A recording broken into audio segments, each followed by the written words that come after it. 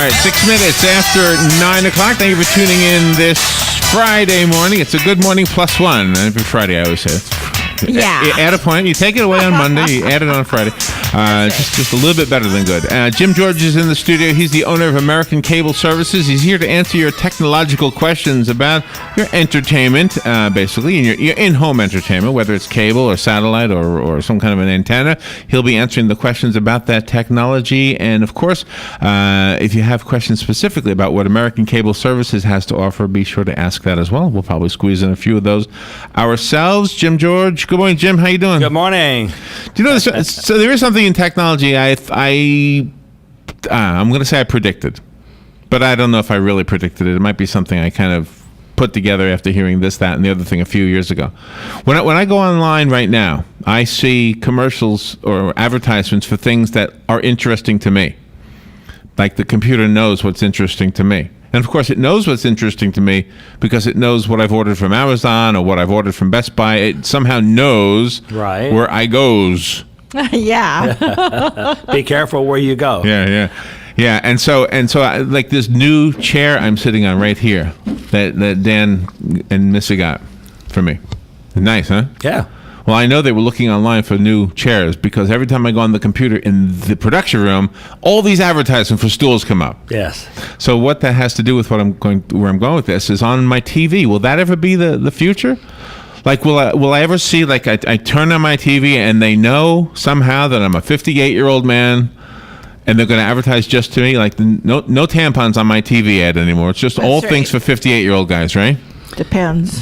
That's actually available as we speak. And, really? And many of the new cable companies, by new, I mean, they might be the old names we know, like Comcast or Bright House, but they're experimenting with that type of narrow casting instead of broadcasting. Oh, I like that. So what happens is... It makes sense, though, right? Yeah, so if you, like in our system, if you ordered only sports channels, you ordered ESPN, you ordered Madison Square Garden, you ordered 27 different sports venues from around the world, let's say cricket, right? All the advertisements then would be geared towards that. If you had the golf channel, then only things dealing with local advertisers and national advertisers on golf items would be there. They're going to narrow cast you with advertisement. You won't get, like you said, the feminine products and so on and so forth. Okay, so I'm going to pretend I'm a 19-year-old man because I'm going to get all the sexy things advertised to me, right? Right. They don't need to know my real age, do they? No. No, they'll follow you by your eyes. In other words, like even our box will... oh, really? Yeah. What will happen is you will watch, let's say... it's going to know where I'm looking on the screen? Well, no, it's going to know what channels you're looking at and what time of day you looked at them. So it will know that you were following a certain soap opera. So all of a sudden it will say... Oh, that'd be embarrassing. Stay tuned. Next month there's a new soap opera coming out called, Days of Your Lives instead of Days of Our Lives or whatever. Yeah, right. And it will tell you that. And then it will ask you, would you like to have that programmed into your box so when it comes on you can have it? Wow. Yeah, the boxes are very smart. It's amazing. And is it going to be so narrowed down that, let's say, a 6-year-old will only see commercials appropriate for a 6-year-old? Will children be considered on that? It won't necessarily be that narrow in the beginning, but it may in the future. Maybe, yeah. But because the boxes are specific, let's say you had 2 boxes in your home and you had a grandchild, you could narrow that one down to Disney and Nickelodeon, Cartoon Channel, and then it would know to give you all the sugary snacks, to give you all the cereals. It will know that. The truth is, that's what I'll be watching too. So again, I'll be fooling them. I'll make them think I'm a 6-year-old kid watching Disney. Right. And that's pretty interesting about that because you said you could have 2 boxes, but then you could program each box for something individual. You don't have to share the box with the different TVs. Exactly. You could have as many, let's say, as 4 boxes in your home, and each box has its own set of programming in it that you want to see. Is that the same price then, or is it a price per box? In our situation, it's going to be an a la carte. So that the box will come loaded with all the off-the-air channels. So you'll get 2, 6, 9, 51, 35, 20, all the off-the-airs. And that's going to be like 25 channels. That's a lot. And that could be like $10. Okay, but that's all the off-the-air channels. But they'll be in high def, crystal clear, except where you have the Me TV, the My TV, the Disc TV, the Antenna TV, the Live Well TV, the Bounce TV. Those are all analog channels. So they'll be in what we call standard definition. So you get those, and that might be all you want. You get 25 channels for $10. You know, what do you want? Yeah, right. So That's good. But let's assume you want USA, and because it has all the Monk reruns. So you go, fine. So you order one channel. Oh, okay. See, that's my way. That's my way of doing it. Okay. I mean, Yeah. I think you have a phone call, Jim. Good morning. You're on the air with Jim George. Yes, good morning, Jim. good morning. See, with a satellite and a satellite dish, now the dish is pointed to where the satellite is in the sky. Correct. Now, eventually, those satellites probably wore out, right? And they have to replace with a new satellite. Right. Is the individual person responsible for readjusting that satellite, or will a company come out and do that? And how often would that happen? Actually, what they would do is they would stack one satellite behind the other. So it's still looking at 119 degrees. But instead of being called, let's say, Galaxy 3, it'll be called Galaxy 3R. Or for revised or something like that. So it's just you're still looking right at it. And then because they have smart technology, they will tell the first satellite, okay, you turn off. Second satellite, okay, you turn on.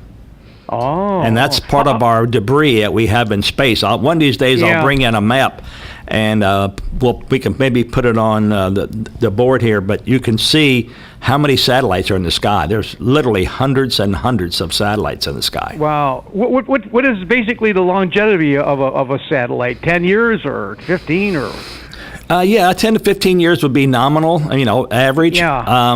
What it is when they send them up, they have gas containers in there because they have to station keep the satellites. That is, the satellites rotate in the sky in a figure eight. And but the figure eight is not miles and miles apart, but it is pretty close to that. So every so often they have to jettison some of the gas to put it back where it needs to be, so it won't collide with another satellite. The satellite companies now, do they hire somebody to send those up, or do they do that themselves? No, they have to have a spaceship launch. Like the Ariane out of France or the Cape Canaveral has to send them up. As you know, even though they've stopped the manned space shuttles, they still have satellite launches from the Cape.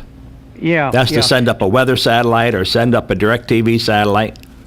Yeah, right. I'm hoping in the future someday that they can make a satellite to send a signal that's not bothered by thunderstorms. Because I hate I'm watching a race or a football game, and if there's a storm in the area, you just searching for a satellite, you lose your picture until the storm passes by. And even we put a larger disc out in the yard, and even still I still have the problem every once in a while. But I'm hoping they can do something technically to eliminate that kind of a problem, which is very irritating. Well, satellites in the sky will basically become business to business. It may be where WOCA downlinks, a service, but the B2C, the B2 customer, will be done by the internet, or it will be done by what we call LTV. That's low power TV. The FCC is forcing a lot of the broadcasters to come off of their channels, and that's called white space. In other words, who's using that space now? And Dish and Direct are going to be buying up those, and when they do, you won't look at a satellite anymore. You'll aim your little dish right towards a tower like a cell tower. Really? Oh, my gosh, really? That sounds very interesting. And it'll be a different frequency. It won't be the same frequency that the rain affects. So they're going to eliminate satellites? For customers, yes, that eventually have to go away. Now, you still have your rural, your Navajo tribe in Oklahoma or something that is so far out, but other than that, everybody will be getting it through a cell tower or through a decommissioned TV tower. Wonderful. That sounds very interesting. Okay, well, thank you very much for your answer, and I really enjoy your program. Thank you. Thank you. Great question, by the way. Thank you for calling in. And I should mention that everybody's invited to ask questions. The number here is the WOCA Climate Control Source Hotline, 622-WOCA. Jim George here to answer those kinds of questions. That was a really good one. By the way, he reminded me of something that actually happened to us in radio. When I was at WTMC, we had a big dish antenna. We had no real technology for aiming the thing. Yeah. We did it just by a protractor. Yes, yes. And a little bit of trial and error. And yelling through the door. And yelling through the door. Yeah, just move it a little bit. And we got an announcement. We got an announcement from whatever network we were using that they were switching satellites, and we would have to change the direction of the antenna. So all we had was a crank. I mean, literally a crank with a gear. Exactly. Yeah. And so either me or Steve Egan or somebody went outside and started moving it, and I was inside and said, "You got it! You got it! It's there! It's there!" It's high tech. It was really trial and error. Yeah, It's it not was it's not great. easy to find that one little spot. By the way, No. No, it's not. So I- keep in mind, the larger the dish, the smaller the look angle. The smaller the dish, the larger the look angle. So your dish was like what, 10 foot, 12 foot? huge. It was like the big white ones that used to be in Oh, wow. people's yards. Oh, yeah. yeah. Those really big ones. Yeah, really big one. But that was back. Well, gosh, that was at least maybe almost 20 years ago by now, right? Yeah, I it's a would long- think long so. time ago. Yeah, oh, I'm sorry, Robin. Go ahead. Oh, well, we had found a bird's nest in there one day, and Yeah. Larry had to clean it out. So when people have these dishes that they aim toward the towers, are you going to have like a coating where animals can't get in there? Yeah. Well, the frogs and birds and other creatures like that, lizards, love the satellite dishes. Every so often you'll see actually a bird that died, because remember you can cook an egg, from a satellite dish. Well, it's a reflector. It captures the sun's rays, Right. and it reflects them all to one point, which is that little device on the front of your dish, that LNB, Right. that low noise amplifier. And we've actually seen critters up in there like frogs and such, and when we open them up, they're fried. Really? Oh yeah. Oh, wow. Yeah, it got a little warmer, a little warmer, a little warmer. And they're done. What's that cooking out there, Mom? Smells like fried frog. But you can actually use your satellite dish, especially the solid white ones, to focus the sun's rays and do a lot of and heat water and so on and so forth. Do you know, some services are offering if you pay more, you get fewer commercials. That almost sounds like it's going to be short-lived, because we were told free cable TV that you pay for would have no commercials. I know you talked about this a week or so ago, but this whole idea of paying to have fewer commercials seems, I guess, if you can afford it. I'd rather watch it. Sometimes commercials are good. They're entertaining. Right. Yeah. Exactly. We like a couple of commercials. Every so often, my wife and I be skipping through commercials to say, "Wait a minute, go back. What was that?" Yeah, right. And we'll go back. It's a commercial we hadn't seen before. We may never want to see it again, but we saw it then. Some commercials are very funny. I remember once a commercial I saw where a guy is in his bedroom. He's looking for his undershorts, and he can't find them. And he yells downstairs, "Where's my undershorts?" And the wife, she's trying to pour cereal for the kid, and she's out of cereal. She yells back, "You think you got a problem? We're out of cereal." Says, "Cut 2 holes in the box and send it up." That is funny. That is funny. So some commercials are very funny. But once you're entertained by the joke, so did you buy the cereal? I mean, the whole point of watching a commercial is to get you to buy the cereal. Exactly. There's a lot of different cereals. The point of technology is not necessarily to discuss how this wire goes here and there and what color wire, and it's really about the convenience that technology brings. Now, in your situation, let's say where you have a TV and all you ever use it for is maybe some of the off-the-air channels, because you want to see if a hurricane's coming. Right, you want to see. right. You want to see the local news, Right. and that might be the extent of time that you allow yourself to say to be in front of a TV. Why? Because number one, you like talk radio, and number two, you're preparing hours and hours for your 8 or 10 hours a day that you work. Right. So you might put in an 18-hour day.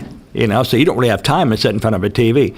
But when the time comes that you want to watch something, you like to watch it now when you want to watch That's it. right. Yeah. And that's the whole reason behind having a DVR that stores the channel, so you can record something at midnight, That and is watch cool, it yeah. 10 days later. It really makes no difference. So technology is about convenience, and everybody wants to talk about the angles and how to do this, but it's really about cost.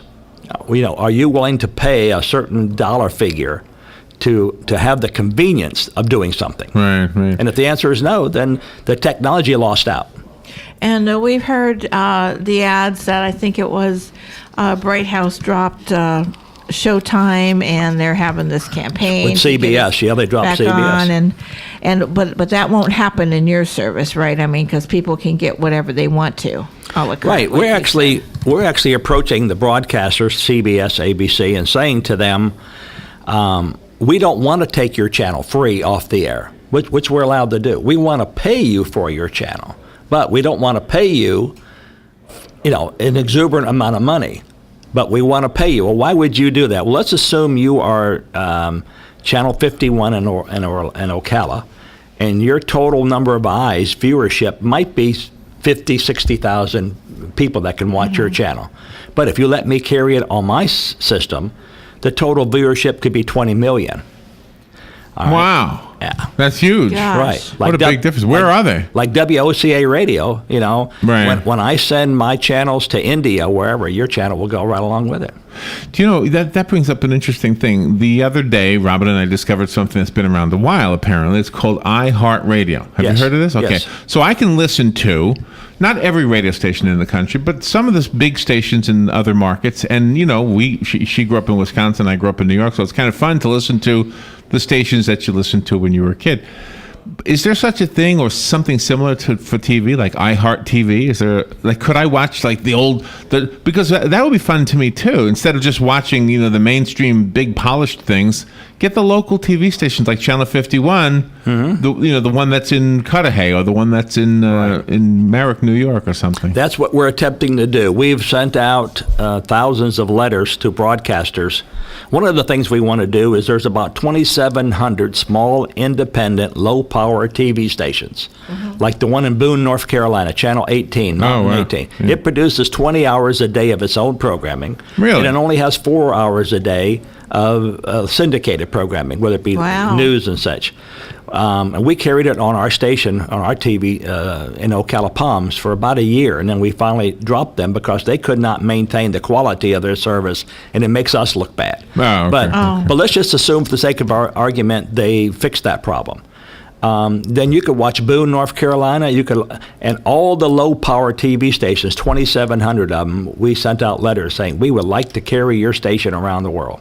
So now you look at our list. First of all, you'd pick a state. Then you'd pick a city. And then let's assume it's Chicago, Illinois. And for some reason, WGN has blacked out a baseball game. Okay, They can't. right. But the local guy didn't black it out, and he's showing it. Guess what? You're watching that blacked out baseball game here in nice. Ocala, Nice. based on that low power TV station. It's going to drive the syndicated people crazy. We know we're going to have Wow. all kind of problems getting it, but the idea is that's the nature of the beast. It's the technology has changed where everything is possible. So what were they doing in Boone that was lower quality? Were they putting on Bozo or things? No, like they had. It wasn't the programming itself. It was the tech. They had some old servers, and they had a bad, poor speed of internet. Remember, it was being sent to us by the internet, so it would lock up sometimes, and it would shift color hue based on the amount of noise that was in the signal. So, Gotcha, right. And but the owner was very interested in carrying your station at night. He said, "Can we, That's just live streaming. Just lock on to it, Right. show it in Boone." Right. I was telling Joe, you could theoretically have your station shown in Boone, North Carolina for 4 hours. Well, Wow. it's amazing how many people actually listen already on the internet. Just this little thing we've got going here, the video camera, wherever. Oh, there it is. Yeah. It's looking at you right now. Yeah. But it is amazing how many people actually somehow find us, and not just the live one, but the recorded one as well. Exactly. And how will your equipment keep the computers and the servers from becoming locked up, that it stays ongoing to the consumer? Well, first of all, we're buying very, very expensive servers, and they're huge servers. I mean, they have like 8 cores of memory in them, or processing in them, and these are very expensive devices. And then they might have a capability of sending out 20 channels, but we limit them to 10. So we're only taxing them half of their capability. So the whole idea is to design the system up front so it's more or less foolproof, and it will have a rollover feature. So if one of our servers locks up, the other one will sense there's no streaming, and within nanoseconds switch over to the other one. The whole idea is we can't launch a channel. That's why people say, why haven't you launched yet? We really can't launch it until we have every little bug we can think about worked out. Because if you have a bad experience the first 30 days, you'll send it back. It was okay, but it wasn't worth it. That's exactly right. That's how people are. Yeah. Yeah. We want to make it where your experience. I mean, like here's a feature we're going to offer that nobody in the world offers. What if you someone told you about a good series that started 3 weeks ago, every Monday night, let's say Under the Dome, and you wanted to watch that, but you've already missed 3. With our system, you can go back a month and watch it. Oh, really? Wow. You know what I found? I found a program called Aerial America. Have you heard of this? Yes, I believe I have. On the Travel Channel. Yeah. And all it is these guys fly around in these airplanes. Yep. They fly really low to the ground. Some narrator tells you about what you're looking at. And they divide it up into different states. So I downloaded Florida, Aerial America, Florida. Right. And it was. I'm not even done watching it yet. So I downloaded. I watched 10 minutes at a time. It's usually before my bedtime. Right. That's my unwinding period, I guess. Yeah. But I do like the ability that I can see something crystal clear. Right. Beautiful sound. That's maybe even a year, maybe even 6 or 7 years old. Right. That I just never heard about before. Wait, have you subscribed to Google Earth? What do you mean by subscribe to it? I've gone to it. Okay, well, they have a free edition, and then they have one you can subscribe to. What does that do? It's more recent. It's like less than 30 minutes. So what will happen is... Really? Yeah, there's a satellite called the LEO satellite, LEO, Low Earth Orbit Satellite. And it circles the Earth, I think, every 2 hours it circles the Earth. And there's like 50 of them up there, and they're circling the Earth crazily, and they're low. Really? Low. And so basically Google Earth uses them. So you could go on Google Earth, go to your house, and see if there's someone parked in your driveway right now. Wow. How much is that? Awesome. I think it's $20 a month. Gosh, that's less What than if I would use $1 that? a day. Yeah, but I would sign up for. Nobody's home. Okay. Yeah. Nobody's home. No, but let's assume the radio station had it, and you're at the mall, and you could say, the parking lot's full today, or what, Is it a still picture or a moving picture? No, it's still. Still. Okay. And you can move it by plus or minus zooming in, Right. and just like you can the free one, and you can zoom out and left and right, and yeah. Could I zoom in on the nude beach? You could. Wow, that's a selling point right But let's there. assume there was an accident. So I called Right. you and said there's Right, an accident on right, 75. right. You could go onto it and you say, hey, the whole north end of the traffic is blocked. Wow. I'm seeing whether everybody's getting off at 326. Divert yourself. Go to Right. 320. All that is. That's fascinating. Well, the street view of Google Earth that I've been looking at has my cat in my driveway. My cat's been dead for 3 years. Yeah. Yeah. That's the free one. That is the free one. Fascinating stuff. I'm glad you told me about that. I love stuff like that. Actually, it's we used to go to Disney World, and they would have, or Epcot maybe is more appropriate, and they would have like the future. You would see like CDs before we even knew what a CD was. Yeah. I remember seeing them in I guess it was Space Mountain.